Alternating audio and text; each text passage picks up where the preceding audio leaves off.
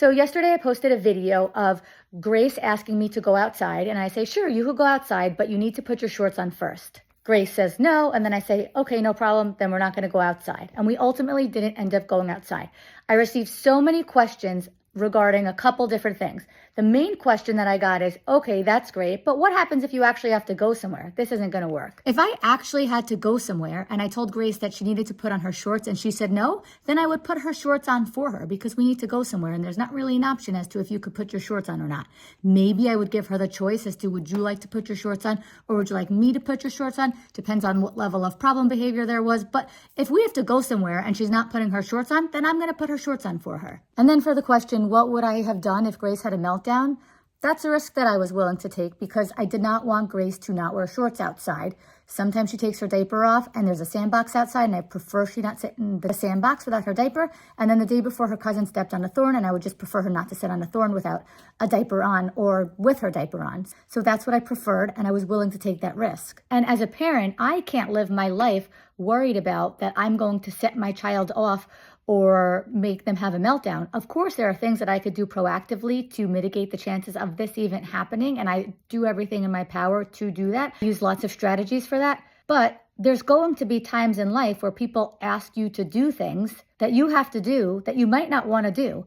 And if catering to a very young toddler at this age by walking on eggshells around her and not doing certain things because I'm concerned that it might set her off, I think will make for a lot more problems in the future when she's not with me, her parent, and now someone asks her to do something and she's used to getting her way or she's used to somebody avoiding meltdowns and tantrums.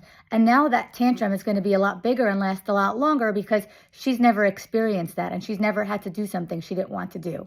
And I'm not saying all our interactions are going to be like that, where I'm the parent and I say, you have to do this, but she is my child and I'm her parent and I know that I know what's best for her. If it were up to her, she probably wouldn't sleep and she would eat cookies all day. So I don't think it's unreasonable to expect my child to do certain things. Additionally, a lot of people are saying, well, did you explain to her why she did not need to put her shorts on? Here's the thing. Grace is 2 years old. Yes, I always give my child the benefit of the doubt and I let them know the first time, this is why we got to put our shorts on because I don't want you to get hurt, or I explain it.